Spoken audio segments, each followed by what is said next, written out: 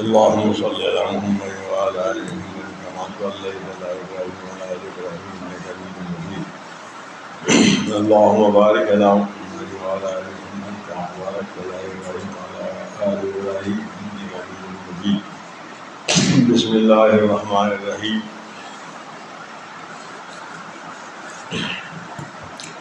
عمر بن الخطاب رضی اللہ تعالی عنہ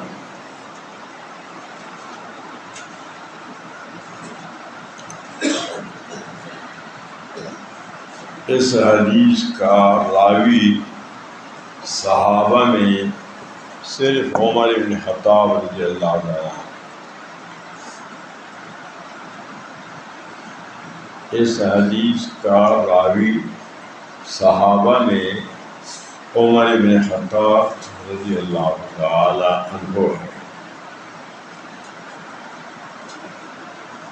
یہ خبر واحد ہے. تنہا سے فاروق اعظم روایت فرماتے.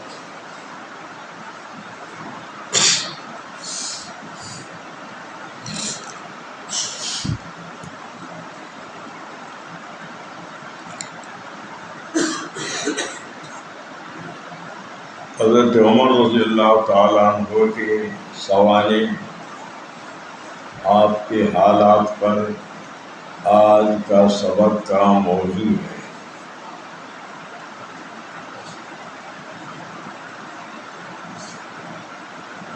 نام باپ نے عمر رکھا. آپ کا نام عمر ہے. یہ نام باپ نے رکھا. آپ کی کنیت ابو حفص ہے. یہ کنیت نبی علیہ السلام نے رکھا.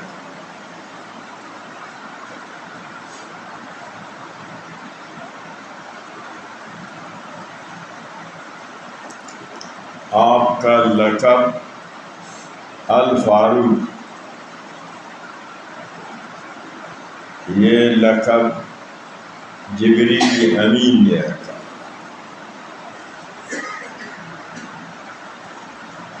الفاروق لقب جبریل امین نے رکھا.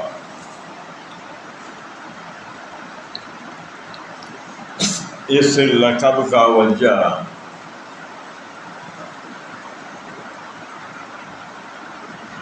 ایک یہودی اور ایک منافق مسلمان کا تنازع جھگڑا ہوا.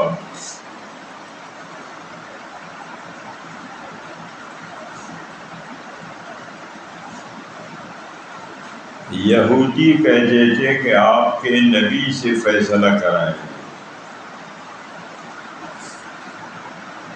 منافق مسلمان نے کہا کہ نہیں، کعب بن اشرف جو رئیس المنافقین ہے اس سے فیصلہ کرائے.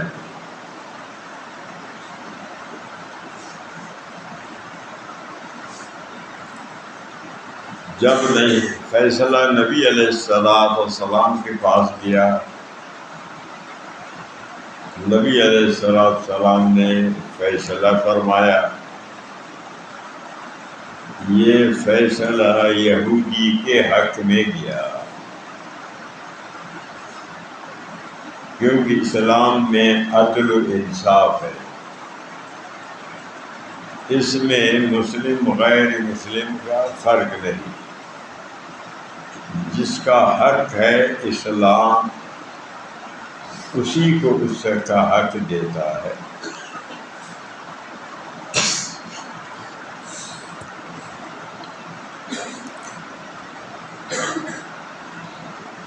تو منافق نے نبی علیہ السلام کے فیصلہ سے انکار کیا، فیصلہ کو قبول نہیں کیا. پھر دونوں گئے فاروق اعظم رضی اللہ عنہ کے پاس. یہودی نے کہا کہ نبی علیہ السلام نے فیصلہ کیا، فیصلہ میرے حق میں ہو گیا اور یہ آپ کا مسلمان نہیں مان رہا۔ حضرت عمر رضی اللہ تعالیٰ عنہ نے اس سے پوچھا کہ واقعی قصہ ایسا ہی ہے؟ اس نے کہا ہاں۔ وہ سمجھ رہا تھا کہ حضرت عمر کافروں کے مقابلہ میں سخت ہے، میرے حق میں فیصلہ کرے۔ یہ نہیں سمجھا کہ سوچا کہ نبی علیہ السلام کا فیصلہ کے خلاف حضرت عمر کیسے فیصلہ کریں۔ تو حضرت عمر رضی اللہ عنہ نے فرمایا کہ تم لوگ یہاں ذرا ٹھہرو، میں گھر سے ہو کر آؤں گا، تمہارا فیصلہ کروں۔ حضرت عمر رضی اللہ تعالیٰ عنہ گھر میں جا کر تلوار لایا، باہر نکلا، اس منافق کا گردن کو کاٹا، اس کو قتل کیا۔ فرمایا کہ جو نبی کا فیصلہ نہیں مانتا تو عمر کا یہی فیصلہ ہوتا ہے۔ تو اس وقت جبریل امین آیا، حضرت عمر کو یہ لقب دیا کہ آپ حق و باطل کے درمیان فرق کرنے والا ہے۔ فاروق کا معنی فرق کرنے والا، کہ آپ حق و باطل کا فرق جانتے ہیں۔ یہ لقب جبریل امین نے دیا۔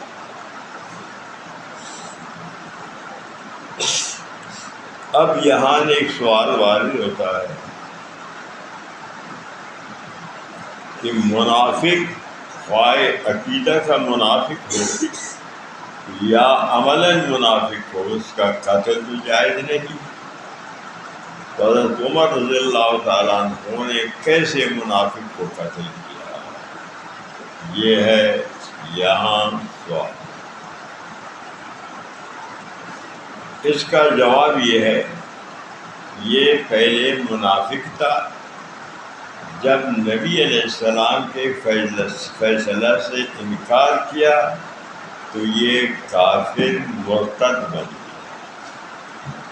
تو حضرت عمر رضی اللہ عنہ نے اس کے کفر و ارتداد کی وجہ سے اس کو قتل کیا، نہ کہ نفاق کی۔ تو اللہ تعالیٰ نے یہ آیات نازل فرمایا، فَلَا وَرَبِّكَ لَا يُؤْمِنُونَ حَتَّى يُحَكِّمُوكَ فِي مَا شَجَرَ بَيْنَهُمْ۔ مومن اس وقت مومن ہے کہ آپ کے نبی کے فیصلے کو مانے۔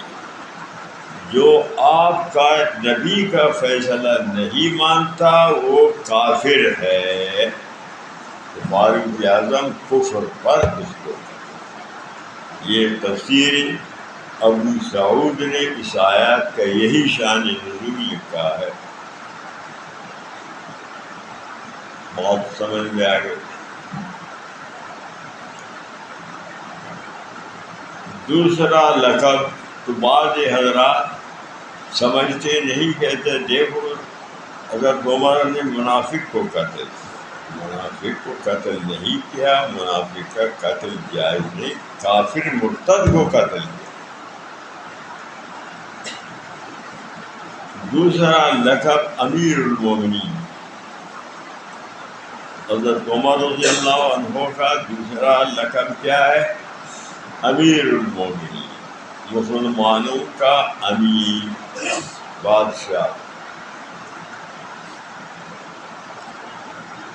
اور اس آپ سے پہلے یہ لقب کسی کو نہیں دیا گیا تھا۔ یہ لقب امیر المومنین کا پہلے استعمال نہیں ہوتا۔ صدیق اکبر کو خلیفۃ المسلمین کہا جاتا، خلیفہ اول کہا جاتا۔ تو صحابہ نے بیٹھ کر مشورہ کیا کہ خلیفہ کے لفظ میں تو خلیفہ نبی، خلیفہ صدیق، خلیفہ فاروق ایک بہت بڑی لمبی عبارت بن جائے گی، خلیفہ خلیفہ خلیفہ. تو ایک ایسا کلمہ استعمال کیا جائے جو جامع بھی ہو، مختصر ہو. تو اسی مجلس مشاورت میں بعض صحابہ نے کہا نحن المومنین عمر امیرنا، اس سے پھر یہ لقب آپ کا رکھا گیا امیر المومنین، اور آپ کے بعد بھی سب کو امیر المومنین کہا جاتا تھا، سب کا پھر یہ لقب ہو. بات سمجھ رہے ہو؟ نام باپ نے رکھا، کنیت نبی علیہ الصلوۃ والسلام، لقب فاروق جبریل نے رکھا، امیر المومنین کا لقب صحابہ نے رکھا.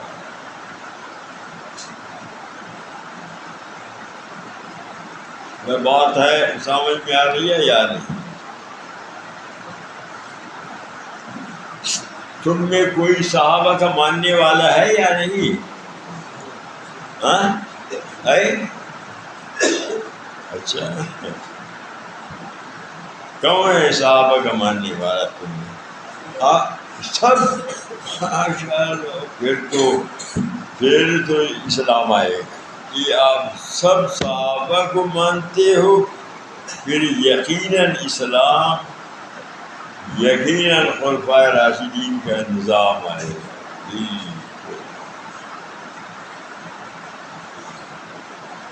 بات سمجھ میں آ گئی؟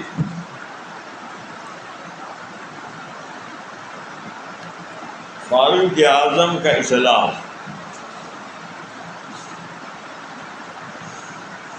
فاروق اعظم رضی اللہ عنہ کا اسلام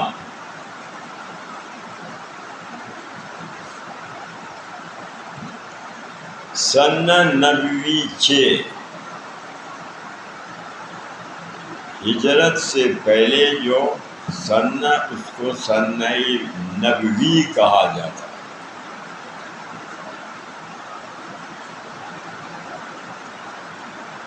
ہجرت کے بعد پھر سن ہجری کا بانی، سن ہجری کا اصطلاح جاری کرنے والا فاروق اعظم رضی اللہ عنہ. یہ سن ہجری محرم سے فاروق اعظم نے مقرر کیا، پہلے سن ہجری نہیں کہا جاتا. ہجرت سے پہلے وہ سن نبوی کہا جاتا.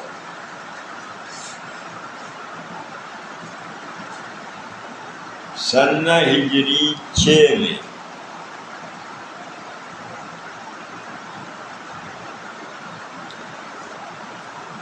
مہینہ ذوالحجہ میں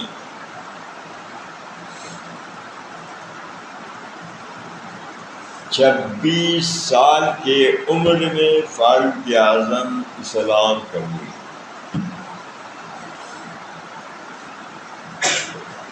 سن نبوی 6 ماہ ذی الحجہ 26 سال کے عمر میں اسلام قبول کیا. فاروق اعظم مسلمان.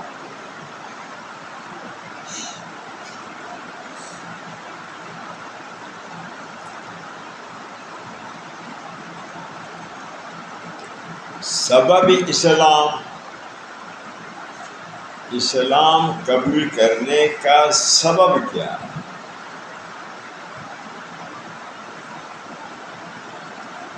اسلام قبول کرنے کا سبب نبی علیہ الصلوۃ والسلام کی دعا. بھائی سمجھ آ رہا ہے نہیں سمجھ. نبی علیہ السلام نے دعا کی اللہم اعز الاسلام بأحب العمرین بأحب الرجلین الیک بأحب الرجلین الیک. عمر بن خطاب و ابی جہل عمرو بن ہشام. اے اللہ دو آدمی بڑے دلیر بہادر، ان دونوں میں سے جو آپ کو پسند ہے اس کو اسلام میں داخل کر، تاکہ اس کی وجہ سے اسلام کو عزت، طاقت، غلبہ حاصل ہو.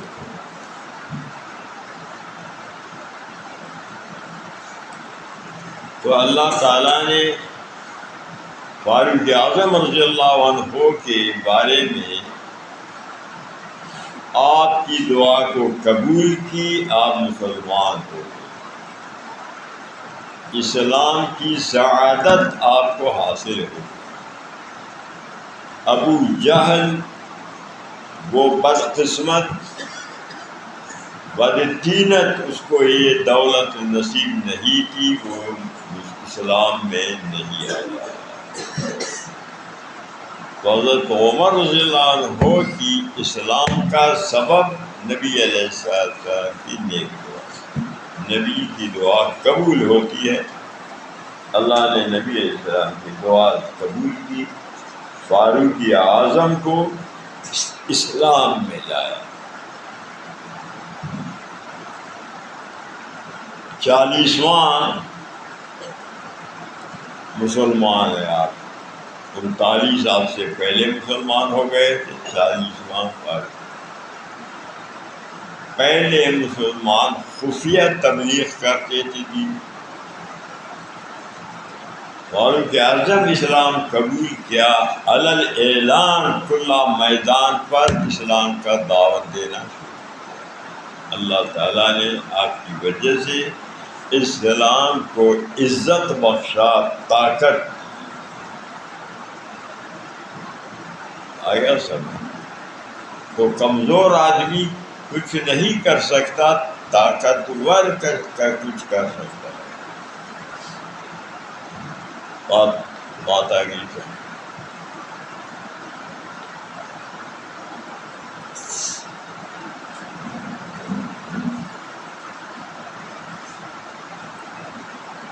جب اسلام قبول کیا تو جبریل امین آئے. جبریل امین آ کر فرمایا یا محمد لقد استبشر اہل السماء باسلام عمر. اے محمد صلی اللہ علیہ وسلم،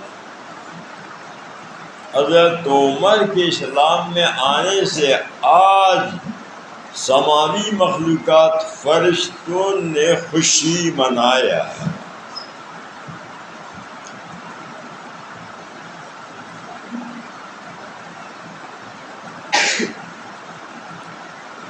فرشتے خوش ہو گئے کہ سمجھانا اب اسلام کو اللہ تعالی عزت و غلبہ عطا. بات آ گئی میری سمجھ میں یا نہیں؟ عبداللہ بن مسعود رضی اللہ عنہ فرماتے ہیں، عبداللہ بن مسعود رضی اللہ عنہ فرماتے ہیں کان اسلام عمر فتحا. حضرت عمر کے اسلام سے مسلمانوں کو فتح حاصل ہو گئی. وَكَانَتْ هِجْرَتُهُ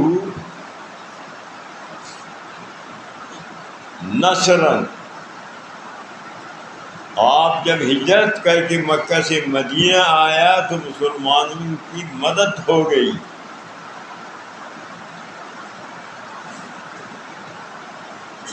وَكَانَتْ عِمَارَتُهُ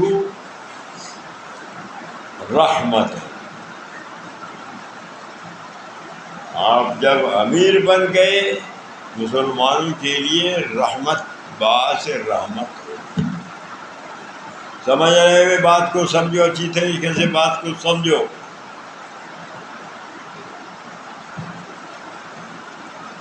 خلافت فاروق اعظم،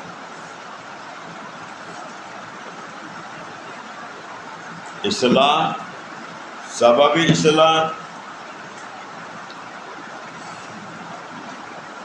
خلافت فاروق اعظم.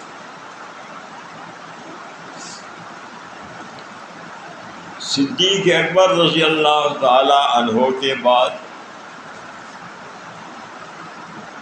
فاروق اعظم خلیفہ ہو.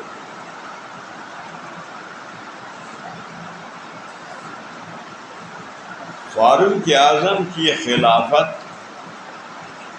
صدیق اکبر کی نامزدگی سے ہو گئی کہ صدیق اکبر نے آپ کا خلافت کے لیے نام پیش کیا، آپ کو اپنا خلیفہ نائب نامزد کیا کہ میرے صدیق کے بعد امیر المومنین خلیفہ، اس وقت امیر المومنین کا لقب نہیں تھا، میرا خلیفہ فاروق اعظم ہوگا. میں سمجھ رہے ہو یا نہیں؟ تو آپ صحابہ کے انتخاب سے خلیفہ نہیں بنے، صدیق اکبر کے نامزدگی سے خلیفہ بن گئے. بات سمجھا؟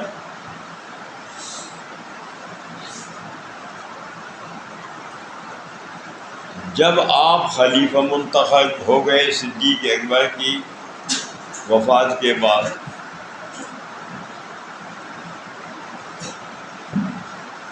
سب سے پہلا خطبہ دیا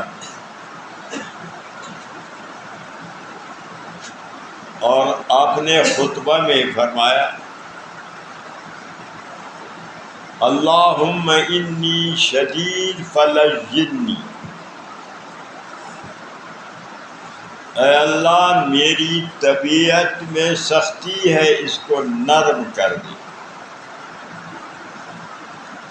تاکہ ہر میری رعیت کا آدمی مجھ تک پہنچ سکے، میرے سامنے حاجات پیش کر سکے. مجھے نرم بنا دے کیونکہ آپ کی طبیعت سخت تھی. سمجھا؟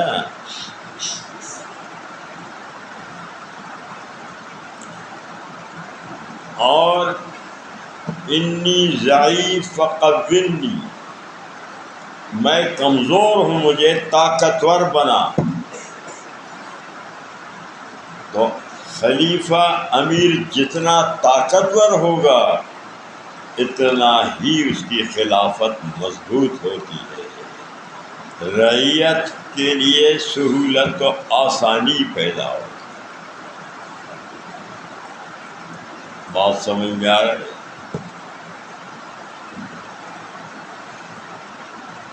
بات سمجھ میں آ گئی؟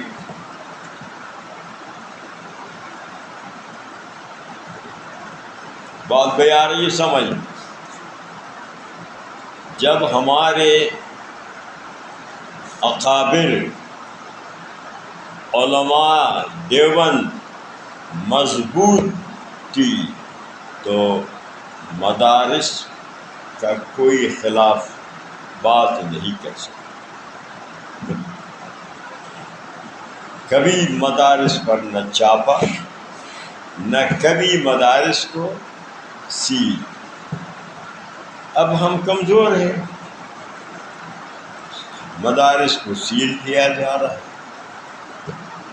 مدارس کے خلاف سمجھا نا، حکومت حربہ استعمال ہمارے کر ابھی بھی مستنگ میں ایک مدرسہ کو سیل کیا گیا ابھی،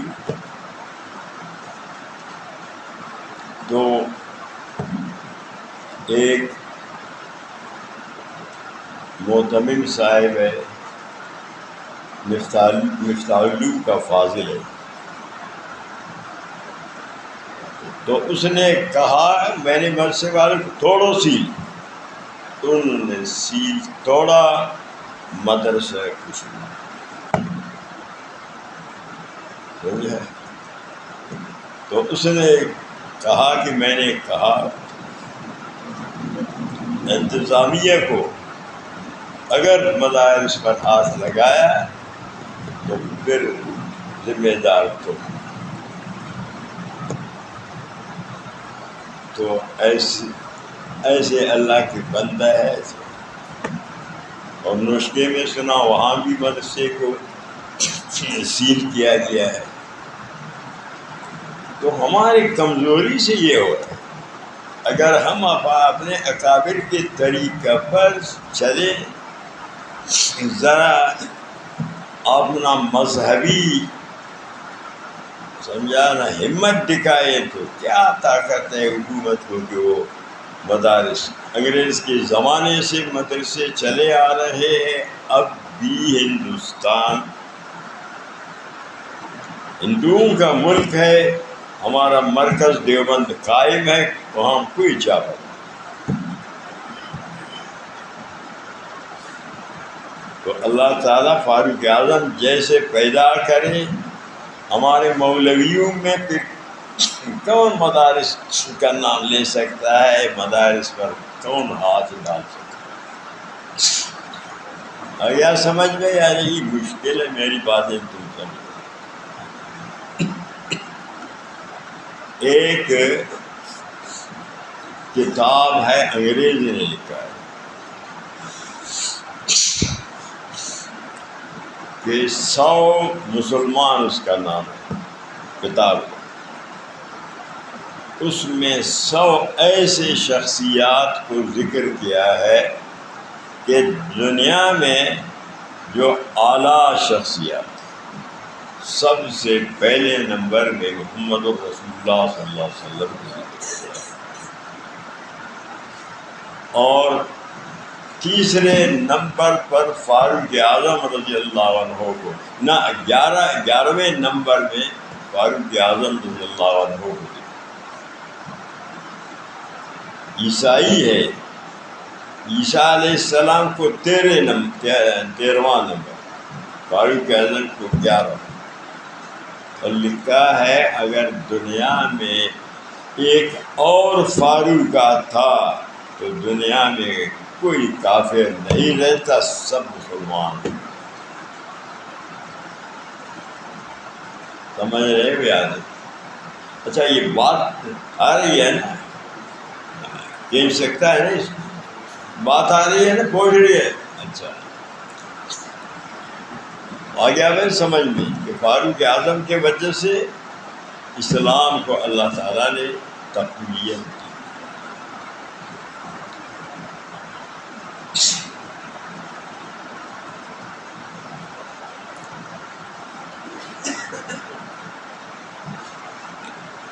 اور تیسرا جملہ کیا فرمایا؟ اللہم انی بخیل فسخرنی، میں بخیل ہوں، مجھے سخی بنا دے کہ میں رعیت پر خرچ کروں، رعیت کے حاجات پورا کروں، رعیت کو کو تنگی نہ ہو۔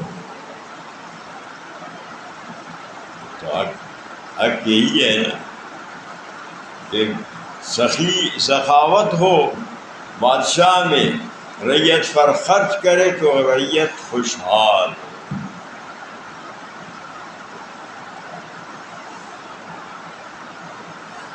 یہ 3 جملہ آپ نے پہلے خطبہ میں فرمایا، بات سمجھ میں آ گئی؟ سمجھ رہے ہوئے ہیں بات؟ برداشت بھی ہو رہا ہے فاروق اعظم آپ کو یا نہیں؟ ہاں، فاروق اعظم کا برداشت کرنا بھی تو سمجھا گیا۔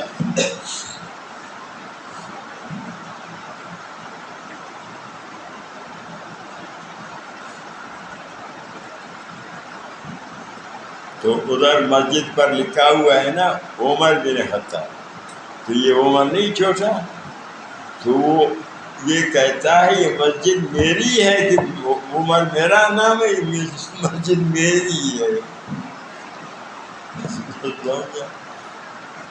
ٹھیک ہے، مسجد آپ کی ہے، آپ کو تو ایسے فاروق اعظم جیسی جرأت بھی ہو، وہ کہتا ہے یہ مسجد میری ہے، مجھے میری مسجد پر لے جاؤ۔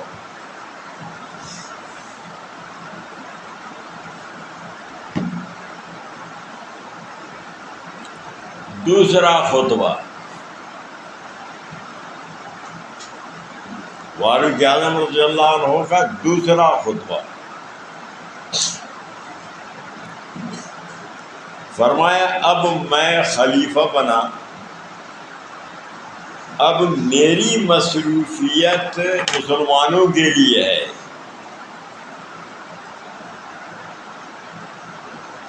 میں مسلمانوں کے امور معاملات سے اب فارغ نہیں کہ میں تجارت کر سکوں، اپنے آل عیال کے لیے کماؤں روزی، تو اب میں بیت المال سے خرچہ اٹھاؤں۔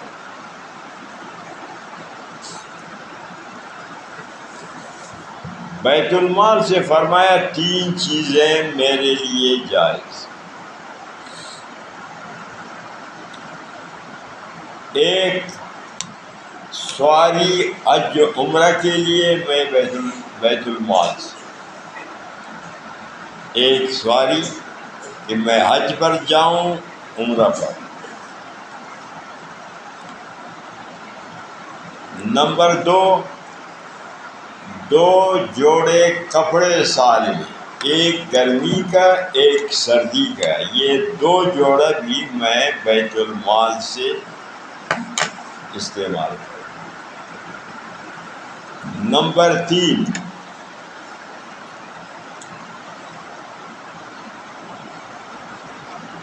قریش کا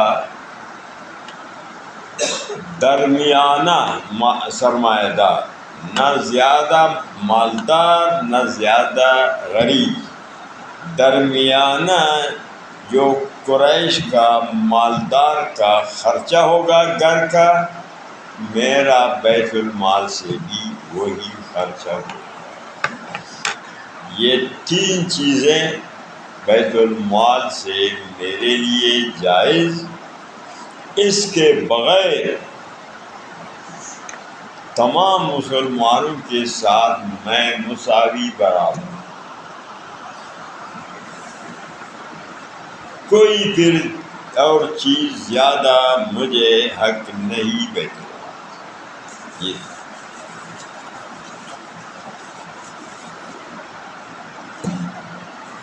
تو یہ آج کل کون کر سکتا؟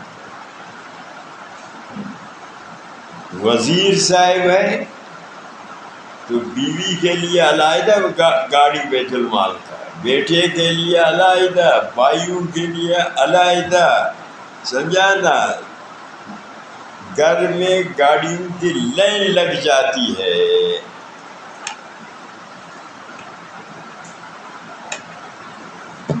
بات سمجھ میں آ گئی؟ تو اس وجہ سے ہم لوگ ناکام ہے کہ ہم خلفائے راشدین کے طور پر عمل نہیں کرتے، ہمارا عمل نہیں، سمجھانا، ہم میں وہ عدل و انصاف نہیں۔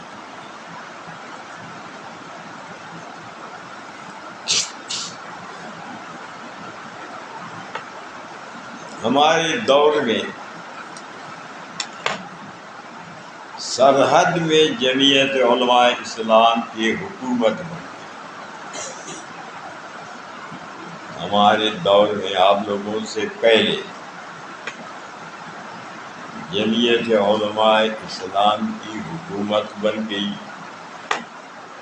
حضرت مولانا عبداللہ درخواستی رحمۃ اللہ علیہ امیر تھا جمعیت کا، حضرت مولانا غلام اوس ہزاروی رحمۃ اللہ علیہ جنرل سیکریٹری تھا جمعیت کا۔ میں بھی عہدوں میں تھا، اس زمانے میں سیاست کرتا تھا، اب سیاست نہیں کرتا، ابھی سیاست چھوڑ دیا، صرف تعلیم پڑھائی، اس وقت سیاست بھی کرتا۔ تو سرحد کا وزیر اعلیٰ مفتی محمود رحمۃ اللہ علیہ منتخب ہو گیا۔ وزیر اعلیٰ کون؟ تو جمعیت نے حضرت درخواستی ہزاروی رحمۃ اللہ علیہ یہی جمعیت کے نمائندے تھے، مفتی محمود کو وزیر اعلیٰ بنایا۔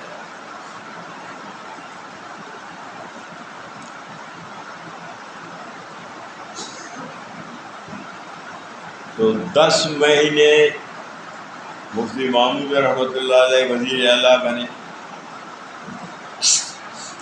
حلف اٹھاتے ہی اعلان کیا کہ شراب پر پابندی، میرے صوبہ سرحد کے اندر اسلامی کا۔ حالانکہ وزیر اعلیٰ کی یہ تو اختیارات نہیں، تو اس کی دینداری، اس کی روحانی طاقت سے اس سرحد میں اسلام کا اعلان۔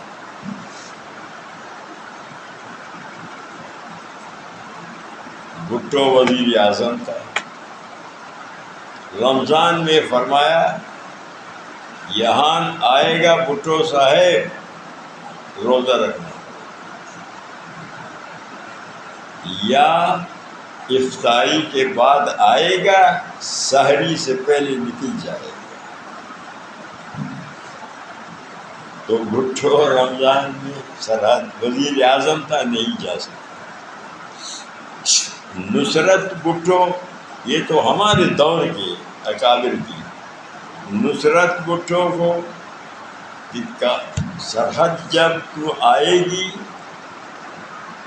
جاز سے سر پر دوپٹہ رکھ کر جاز سے اترے گی، ننگی سر نہیں۔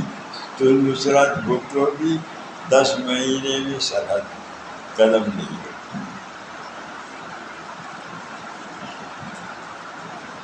بات سمجھا نا؟ بھٹو وزیر اعظم تھا، کہا کہ مفتی محمود سرحد کا وزیر اعلیٰ ہے، بہت لوگوں کو گرفتار کیا ہے۔ تو مفتی محمود رحمۃ اللہ علیہ نے فرمایا 13 آدمی کے سوا تم نام لے لو، میں رہا کر دوں گا۔ صرف پورے سرحد میں 13 آدمی گرفتار۔ تو جہاں عدل و انصاف ہوتا ہے پھر جرائم ختم، سمجھانا، نہ چور کو ہمت ہوگا، نہ ڈاکو کو ہمت ہوگا، نہ کوئی بدمعاش فساد۔ یہ تو ہمارے اکابر نے کر کے دکھایا دنیا کو۔ اور یہ سمجھ میں آتی،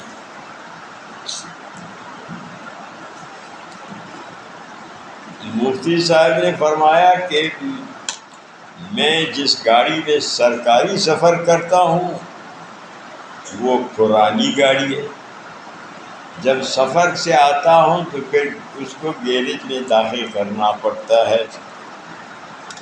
کوئی نئی گاڑی، وزیر اعلیٰ ہے، کوئی نئی گاڑی استعمال۔ تو یہ عدل و انصاف ہے۔ تو سمجھانا،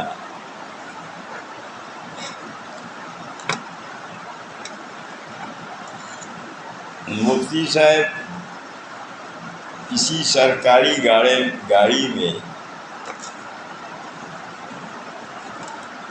گھر کو بھی وہاں یہاں سرکاری مکان میں گھر کو منتقل نہیں کیا ہو گیا. آپ نے پرانے سمجھانا عبدالخیر میں پرانی جگہ باب کا وقت تھا تو مولانا فضل الرحمان صاحب طالب علم تھے, اکوڑا خٹک میں حقانیہ میں پڑھتے تھے. وہ آ گئے کہ میں بھی ساتھ پیسہ نکالا, فرمایا کہ یہ پیسہ لے لو گھر چلے جاؤ, یہ سرکاری ہے اس میں تمہیں نہیں بٹھایا. تو اس طرح کا اگر عدل و انصاف ہو تو اسلام کے تو 10 مہینے میں سرحد میں اسلام تھا. تو یہ حالانکہ قانونی لحاظ سے تو وہ اسلام نافذ نہیں کر سکتا تھا, لیکن اپنی روحانی مذہبی طاقت سے اور اس کو چھیڑ بھی نہیں سکا. تو جب استعفیٰ دیا مفتی محمود رحمۃ اللہ علیہ, بھٹو نے بھی اس کو منت کی کہ اب استعفیٰ دیں. سمجھا؟ تو یہ ہمارے دور میں ہمارے اکابر نے یہ کیا. تو فاروق اعظم خلفاء کا تو آپ اندازہ لگاؤ کہ تو ان کے لیے یہ چیزیں کون سے بعید اور بات سمجھ رہے ہو یار. علماء کو اللہ نے بڑی طاقت دی ہے, بشرطے کہ علماء علم کے تقاضا پر چلیں اور دینی کام کر سکتے ہیں. لیکن ہم لوگوں میں وہی سمجھانا مذہبی شوق نہیں, مذہب پر عمل نہیں, ہم کمزور ہیں. میں اس بات سمجھ, ابھی بھی تم اسی طرح کرو, کر سکتے ہو, کون تمہیں چھیڑ سکتا ہے.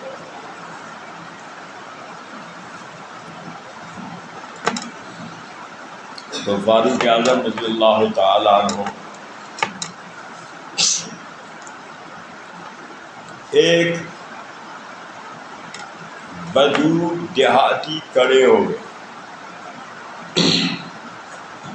کھڑے ہو کر فاروق اعظم کہتا ہے, اے عمر, لو رأینا فیک اعوجاجا لقومناک بالسیوف. ابھی تو آپ خلیفہ بن گئے, خبردار اگر آپ شریعت کے خلاف کام کیا تلوار سے ہم آپ کو سیدھا کریں گے. تو حضرت عمر فرماتے الحمدللہ, فرمایا کہ اللہ کا شکر ہے کہ میری ریت میں ایسا آدمی ہے, خوش ہو گئے. ہم ہو تو ہو نہیں کہا, سمجھا. تو ہمیں خلفائے راشدین کے نقش قدم پر چلنا چاہیے, ہمیں اپنا اکابر علماء دیوبند کے نقش قدم پر چلنا چاہیے. پھر آپ دیکھو کہ پاکستان میں آپ کی مرضی کے خلاف انشاءاللہ کوئی کچھ نہیں کر سکتا, لیکن ہم خود صحیح نہیں. تو افغانستان کو دیکھو, وہ افغانستان ہے, غریب ہے, دنیا کے کفر سارے جمع ہو گئے, شکست کھایا, اسلامی حضرات کو اللہ نے طاقت دی, آ گئے, ملک کو حاصل کیا, ملک میں اسلامی نظام نافذ کر لیا. لیکن آپ لوگوں کو یہ برداشت نہیں ہوتا, آپ لوگوں کو یہاں برداشت نہیں ہوتا. سمجھا یا نہیں؟ کیونکہ مجاہد کے بارے میں اللہ تعالیٰ کا وعدہ ہے کہ جو جہاد کرے گا, اللہ فرماتے ہیں اس کا میں اللہ مدد کروں. تو ہم اور آپ سب دیکھ رہے ہیں کہ افغانستان میں اللہ تعالیٰ نے کیسے طالبان کا مدد کیا, کہ کفر کو شکست دیا, وہ کامیاب ہو.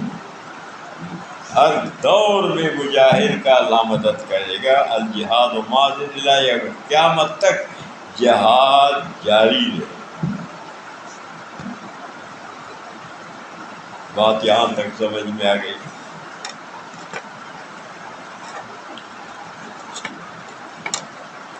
تو فاروق اعظم رضی اللہ تعالیٰ عنہ خلیفہ بن گئے، لوگوں میں خوشحالی آ گئی، خلافت میں آپ کی اللہ تعالیٰ نے ایسی طاقت ڈالی کہ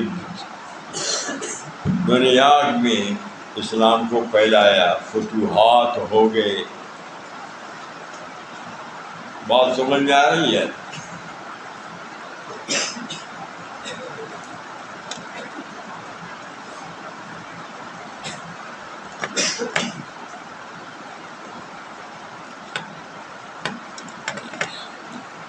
دس سال 5 مہینے 21 دن آپ کی مدت خلافت۔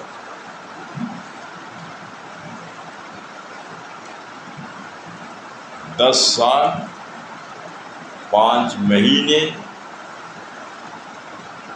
21 دن آپ کی مدت خلافت۔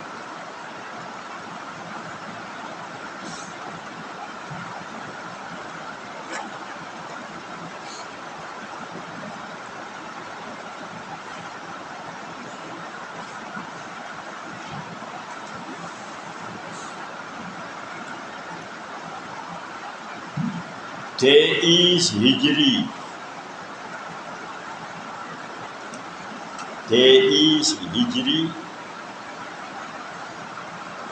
یعنی 20 ہجری 23 ہجری 26 ذی الحجہ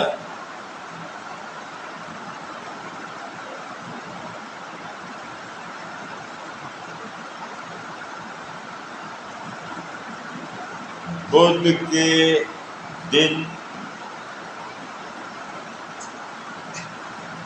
فجر کی نماز میں آپ نماز پڑھا رہے تھے، امام تھے۔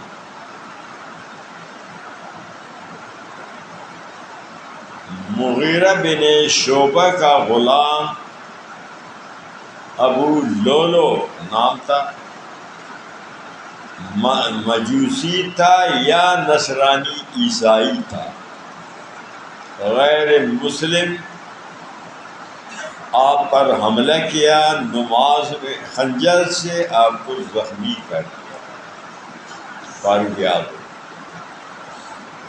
آپ نے عبد الرحمن بن عوف صحابی کو نائب بنایا، وہ نماز کو پورا پڑھا کر دیا۔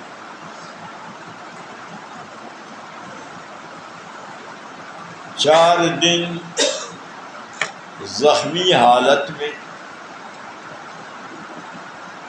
1 محرم کو آپ دنیا سے رخصت ہو گئے، وفات ہوئی۔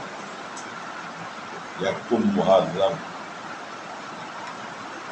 جو ہجری سال کا پہلا دن ہے۔ یوم الاحد اتوار کو آپ کو قبر مبارک میں نبی علیہ السلام صدیق اکبر کے پاؤں کے طرف دفن کیا۔ نبی علیہ السلام کے پاؤں میں صدیق اکبر کے پاؤں میں فاروق اعظم۔ کل عمر آپ کی 63 سال ہے۔ نبی علیہ السلام کی عمر 63، صدیق اکبر کی عمر 63، فاروق اعظم کی 63، علی مرتضیٰ کی عمر 63، عثمان غنی رضی اللہ تعالیٰ عنہ کے عمر 82، اور بھی اقوال 82۔ بات آ گئی سمجھ میں؟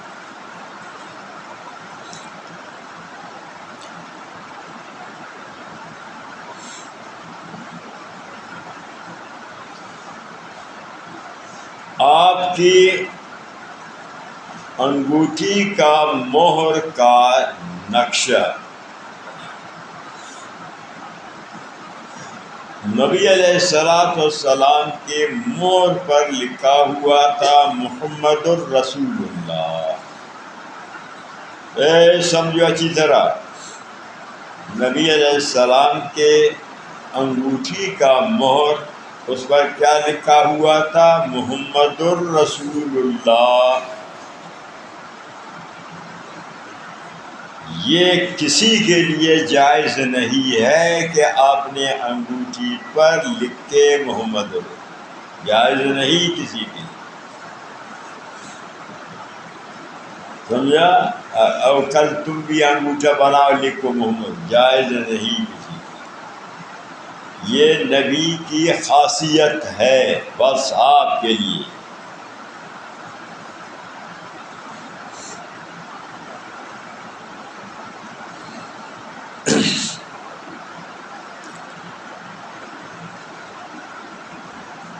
صدیق اکبر رضی اللہ تعالی عنہ جب اپنے لیے انگوٹھی بنایا، اس پر لکھا نعم القادر اللہ.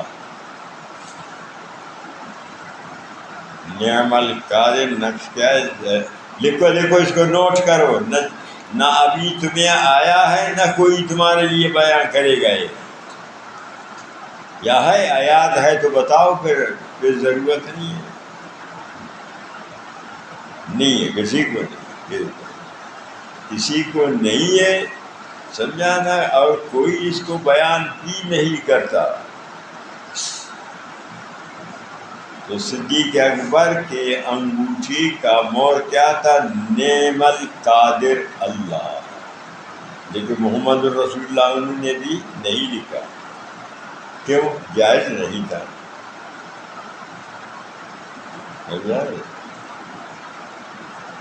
فاروق اعظم رضی اللہ تعالی عنہ کے انگوٹھی کا مہر کیا؟ کفا بالموت واعظ، کفا بالموت واعظ. کیونکہ فاروق اعظم نے بھی محمد الرسول اللہ نہیں لکھا. بات سمجھا؟ عثمان غنی رضی اللہ تعالی عنہ کے انگوٹھی کا مہر کیا ہے؟ آمن عثمان باللہ العظیم.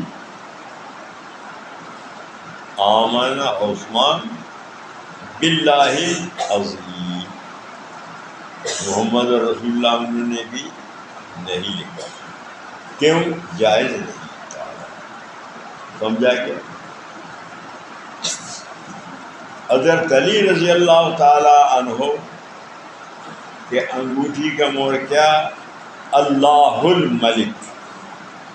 محمد رسول اللہ انہوں نے بھی نہیں لکھا. کیوں؟ کہ جائز نہیں. سمجھا گیا؟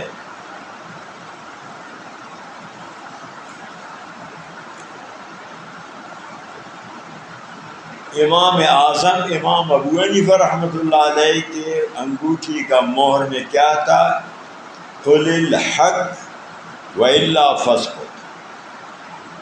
بات کرے گا حق کی بات کر، دین کی بات کر، شریعت کی بات کر، وگرنہ زبان پر مہر لگا. اس زبان کو غلط استعمال مت کر. سمجھایا نہیں؟ اجازت نہیں کہ تم اس زبان کو غلط استعمال کرو. اس زبان سے گالی گلوچ، فاحش کلمات جائز نہیں ہے. سمجھ رہے یا نہیں؟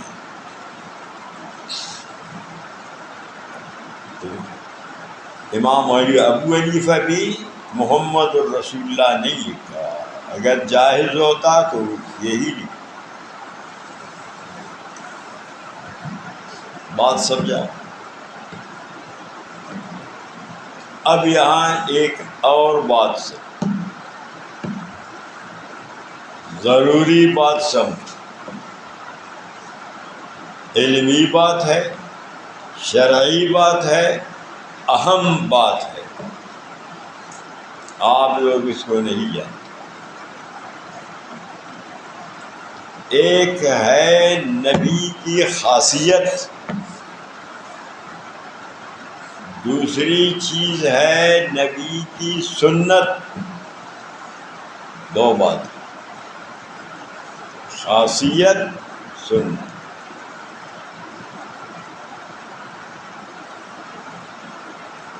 نبی کے عمل دو قسم کا ہے، خاصیت، سنت. ہے کسی کے ذہن میں بتا سکتا ہے کہ خاصیت کس کو کہتے ہیں، سنت کس کو؟ نہیں ہے ذہن میں؟ بتاؤ.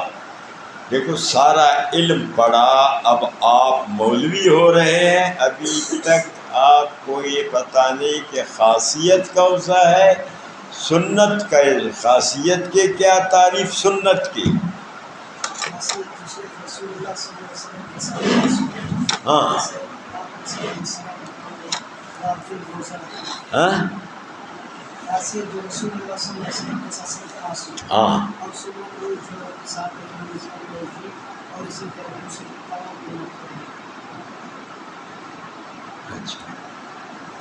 ہاں. تو علامت اب کیا ہے کہ یہ کیسے ہم پہچانیں کہ یہ سنت ہے، یہ خاصیت ہے؟ اس کی علامت بتاؤ. سنت ہو کہ آپ علیہ السلام نے خوش کیا آپ صحابہ کرام اس کو کرتے تھے، اور خاصیت کہ آپ علیہ السلام نے خوش کیا اور صحابہ کرام یہ کس کتاب میں لکھا ہے؟ تو اس کا ابھی ہمیں بتا. تھوڑا تو صحیح بتایا، تھوڑا صحیح بتایا، لیکن مکمل صحیح نہیں ہے. آگے سمجھ سنا ہوگا، یہ بھی شاباش ہے. یہ سنا ہے آپ کو شاباش. کسی نے اگر آپ کو بتایا ہے، کسی استاد نے، اس کو بھی شاباش. ہاں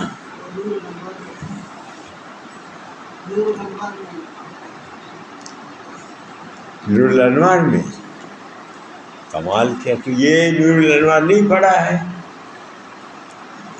یہ سمجھا نہیں. آپ سمجھا یا یہ یاد نہیں کیا، آپ نے یاد کیا. سمجھیں گے؟ اچھا سمجھانا. اب سمجھو، اب خوب سمجھو کہ خاصیت اور سنت. خاصیت وہ ہے کہ صرف نبی کے لیے، نبی نے کیا اس کے لیے جائز، امت کے لیے ناجائز. خاصیت. سنت وہ ہے کہ نبی نے کیا، نبی کے بعد خلفائے راشدین نے کیا. صحابہ نہ کہو، خلفائے راشدین. کیوں؟ خلفائے راشدین کے بارے میں نبی علیہ السلام فرمایا علیکم بسنتی و سنت خلفائے راشدین. سنت نبی کا عمل ہے، خلفائے راشدین. باقی جو صحابہ ہے اس کا عمل کو سنت نہیں کہا جاتا. اگرچہ بعض نے کہا وہ باعث ہدایت ہیں، قابل عمل ہیں، لیکن وہ سنت نہیں. کہ صحابہ کے بارے میں ہے اصحابی کالنجوم بأیہم اقتدیتم اہتدیتم. صحابہ ستارہ کی طرح ہے، ان کی عمل پر آپ عمل کریں گے ہدایت ہے. سنت صرف نبی کا عمل، صرف خلفائے راشدین. یہ یاد سے ٹھیک ہے نا. نور الانوار بھی اس طرح آپ نے کہا ٹھیک ہے، لیکن اس طرح تشریحی نہیں ہے. سمجھ آیا؟ سمجھا؟ تو صحابہ کا عمل کو سنت نہیں کہا جائے گا، نبی کے عمل، خلفائے راشدین. سمجھا گیا؟ قصہ خلفائے راشدین کے بارے میں حدیث ہے علیکم بسنتی و سنت خلفائے راشدین. سمجھا؟ صحابہ کے عمل کو سنت نہیں کہا، ہدایت کہا. سمجھا گیا؟ تو اب اس کی علامت نشانی کیا ہے کہ یہ سنت ہے، یہ خاصیت ہے؟ اس کو سمجھو. کہ سنت کا خاصیت کا فرق آپ کے لیے علامت و نشانی کیا ہے، اس کو سمجھ کہ نبی نے جو عمل کیا اس کے بعد خلفائے راشدین بھی اس پر عمل کریں، تو یہ سنت۔ اگر نبی نے عمل کیا خلفاء نے اس پر عمل نہیں کیا، وہ سنت نہیں، وہ خاصیت ہے، جائز نہیں ہے۔ ابھی آیا سمجھا؟ سر خلاص ہو یا نا؟ ہاں بات سمجھا؟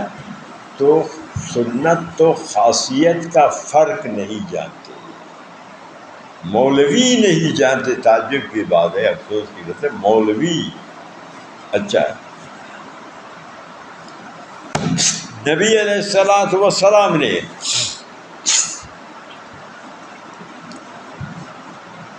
عورتوں کو خطاب کیا، عید کے دن واعظ کیا، عورتوں کے طلب پر دن مقرر کیا، خطاب کیا، ٹھیک ہے؟ تو صدیق اکبر نے یہ کام کیا ہے، ثابت کر، تو یہ خاصیت ہے۔ فاروق اعظم نے یہ کام کیا نہیں کیا، یہ نبی کی خاصیت۔ عثمان غنی نے کیا نہیں کیا، نبی کی خاصیت۔ حضرت علی نے نہیں کیا، نہ عورتوں کو واعظ کیا، نہ تعلیم کیا، نہ یہ بنا مدرسہ خواتین کی جماعت تبلیغی ناجائز ہے، بنات کے مدرسے ناجائز ہے، فحاشی کے بے حیائی کے اڈا ہے ثواب۔ اچھا، خلفائے راشدین نہیں کیا، پھر صحابہ نے یہ کام نہیں کیا، ائمہ اربعہ نے یہ کام نہیں کیا، اکابر علماء دیوبند نے یہ کام نہیں کیا۔ یہ بنات کی فتنہ ہے، بے حیائی کے اڈا ہے، بدمعاشی کے اڈا ہے، یہ دین نہیں ہے۔ وہ بے غیرت ہے باپ، وہ ماں بے غیرت ہے کہ اپنی لڑکی کو معتمم کے حوالے کرتے ہیں مدد بنات میں۔ کیا معتمم خسی ہے؟ بات سمجھا ہے نا؟ بالکل ناجائز عمل ہے۔ دارالعلوم دیوبند کا میرے پاس فتویٰ موجود ہے، وہ رسالہ موجود ہے، انشاءاللہ کسی دن، کہ کوئی گنجائش نہیں بنات کے مدرسے۔ یہ سارا ابھی شروع کیا، یہ یہود و نصارہ انگریزوں کا کام ہے۔ بات آ گئی سمجھ؟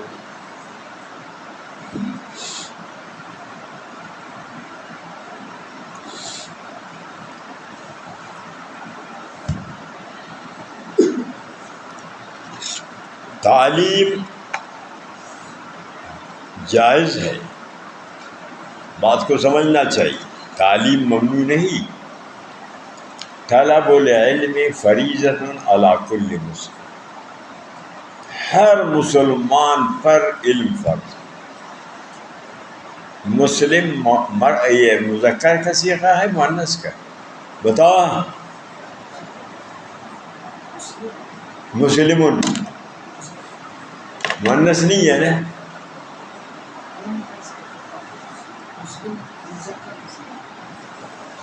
یقین کے ساتھ بتاؤ، مذکر ہے، کہو مذکر، مؤنث ہے تو مؤنث، پکا مؤنث نہیں ہے نا؟ تو حدیث میں اتنا ہے، طلب العلم فریضۃ علی کل مسلم، مسلمۃ کہیں بھی حدیث میں مسلمتن پر بھی فرض ہے، لیکن وہ تابع مسلم، باقی مسلمتن کسی بھی حدیث میں نہیں۔ سمجھا؟ مشکات کے حاشیہ میں ہے فی روایت، آگے کتاب کا نام۔ اس حدیث کے مسلمن 50 سند ہے، کسی میں بھی مسلمت نہیں ہے. یہ لوگوں نے مسلمت کو بڑھایا ہے، اس سکولوں میں لکھا ہے مسلمت، حدیث میں نہیں. پنجاب میں ایک مدرسہ میں جلسہ تھا، مجھے بلایا، ادھر لکھا ہوا تھا مسلمت.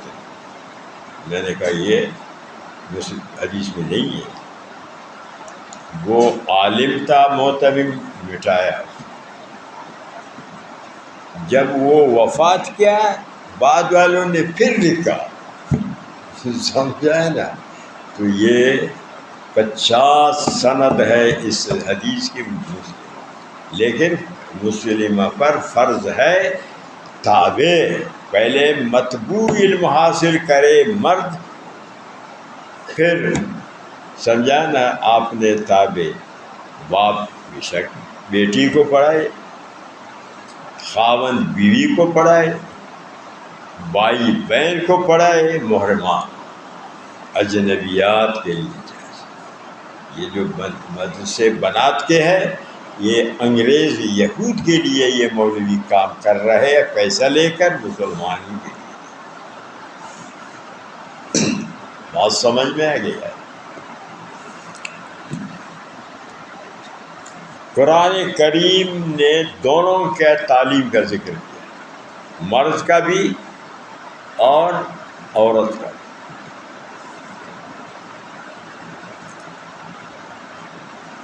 مرد کے بارے میں ہے کیا ہے؟ فلولا نفر من، فی ہے، واو ہے، فا ہے نا، یاد ہے حافظوں کو نہیں ہے؟ فا ہے نا. فلولا نفر من كل فرقة منهم طائفة ليتفقهوا في الدين ولينذروا قومهم إذا رجعوا.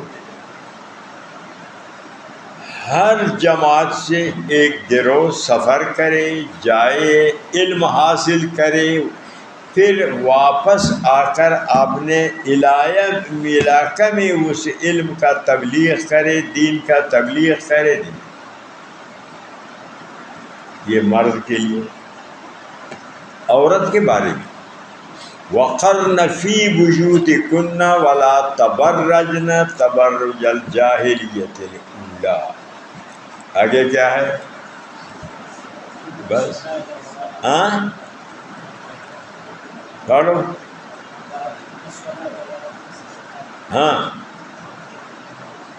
پڑھو نا، قرآن کھولو، قرآن کھولو. یہ حافظ ہے، حافظ ہے. ہاں حافظ ہے وہ، یعنی نابینا کور حافظ ہے. اچھا قرآن کے حافظ نہیں، یہ کور نابینا ہے. اچھا آگے ہے وَاذْكُرْنَ مَا يُتْلَىٰ فِي بُيُوتِكُنَّ، کہ عورت گھر میں رہے، گھر سے نہ نکلے، قرآن حدیث پڑھے، گھر میں پڑھے، گھر میں اس کے محارم اس کو پڑھائیں. اجنبی کے لیے قرآن دونوں کو ذکر کیا. مرد کے لیے سفر کرو، عورت کے لیے گھر میں اس کا محارم اس کو پڑھائے. اب مولوی کھور ہے، سمجھا نا. یہ کرنا وجود، یہ آیات قرآن میں اس کو نظر نہیں آیا. دیکھا ہے؟ نہیں دیکھا. ومن یخرج صورت میں ہے، وہ سپارہ میں ومن یخرج کا پارہ نکالو. اس کو کیا پتہ ہے قرآن میں ومن یخرج پارہ ہے؟ قرآن کو کبھی پڑھا نہیں، قرآن کو کبھی ہاتھ لگایا نہیں. اس میں 22واں پارہ ہے، 22واں پارہ ہے. ومن یخرج شروع ہوتا ہے اسی صفحے میں. اب یہ نہیں مولوی ہے، اس کو پارہ نہیں مل رہا. اب یہ بھی پھر کل بنات کھولے گا، لوگ کہتے دیکھو خیر اس نے ٹھیک کس خانانے لبی بلائے بلوچ کیا کہیں، ٹھیک کس خانان یا خیر پائی مل گیا ہے. تو قرآن نے دونوں ذکر کیا ہے. یہ نہیں ہے کہ ہر چیز ہے، لیکن مولوی غدار ہے، پیسہ کھا کر قرآن کو چھپاتا ہے، جیسے کہ یہودی چھپاتے تھے. سمجھا؟ پیسہ کے لالچ میں یہ قرآن کو چھپا رہے ہیں، صحیح بیان نہیں کرتے۔ اگر یہ دین ہوتا تو خلفائے راشدین اس کو کرتے، ائمہ کرام کرتے، اکابر علماء دیوبند کرتے۔ ہمارے زمانے تک منوری ٹاؤن میں ہم پڑھتے تھے، کوئی بنات نہیں تھا۔ دارالعلوم میں ہم پڑھتے تھے، بنات۔ اب منوری ٹاؤن میں بھی بنات ہے، دارالعلوم میں بھی بنات ہے۔ سمجھا گیا نا؟ تو خاصیت کو، سنت کو یہ جانتے نہیں، کہتے نبی نے کیا ہے۔ تو نبی نے کیا ہے، نبی 9 بیویاں نبی کے، تو پھر تم بھی کہہ رہو کہ نبی نے کیا ہے۔ اچھا، تم سارا فقہ میں پڑھا ہے نفل کی جماعت مکروہ ہے یا نہیں؟ تو تمہیں فقہ کہاں آتا ہے؟ تو ترت میں نورلیزہ آتا ہے کہ اس میں تو سارا فقہ میں پڑھا ہے نورلیزہ سے لے کر ہدایت تک کہ نفل کی جماعت مکروہ ہے، پڑھا ہے، یاد ہے؟ سمجھے؟ تو نبی علیہ السلام، بخاری میں آپ پڑھیں گے، نبی علیہ السلام نفل نماز کو جماعت کے ساتھ پڑھا۔ حضرت انس رضی اللہ تعالیٰ عنہ کے اتبان بن مالک کے گھر میں بھائی سے، تو وہاں بھی یہی جواب ہے، یہ نبی کی خاصیت ہے، آپ کے لیے نہیں۔ امام ابو حنیفہ سے ثابت کر پڑھنا، صدیق اکبر سے ثابت کر نفل کو جماعت کے ساتھ پڑھنا، سمجھا؟ فقدان علم ہے، علم نہیں ہے، شکل صورت کے ملا ہے، سمجھا نا؟ تو ملا نما چاہے، ظاہراً ملا ہے، باطن میں کچھ نہیں ہے، ڈول کی طرح خالی۔ سمجھا گیا نا؟ بہت 2 گھنٹے ترمذی کا بھی اس میں گیا، خیر پھر انشاءاللہ ترمذی کو 5ویں گھنٹے میں پڑھائیں گے۔ سمجھایا نہیں؟ بے خاصیت کو، سنت کو سمجھو، پھر تمہیں دین سمجھ آئے گا۔ جب تک کہ اس کو نہیں سمجھو گے، اس کا فرق، تو تمہیں دین سمجھ میں نہیں ہے۔ کہتے نبی نے کیا، بے شک نبی نے کیا، نبی کی خاصیت، نبی کے مور پر لکھا ہوا ہے محمد الرسول اللہ، خلفائے راشدین نے کیوں نہیں کیا؟ تو اب بھی مسئلہ یہی ہے کہ محمد الرسول اللہ لکھنا جائز نہیں۔ دلیل کہ یہ نبی کی خاصیت ہے، اگر جائز ہوتا تو خلفائے راشدین اسی کو لکھتے، پھر اور کیوں لکھا ہے بات؟ سمجھا؟ آسان سی بات ہے، بس خاصیت سنت کو سمجھو، سارا دین تمہیں سمجھائے، سمجھا گیا؟ بس ابھی بس کرو، آج تو 2 گھنٹے، تو یہ بھی بات حدیث ہے، یہ دین کی باتیں ہیں۔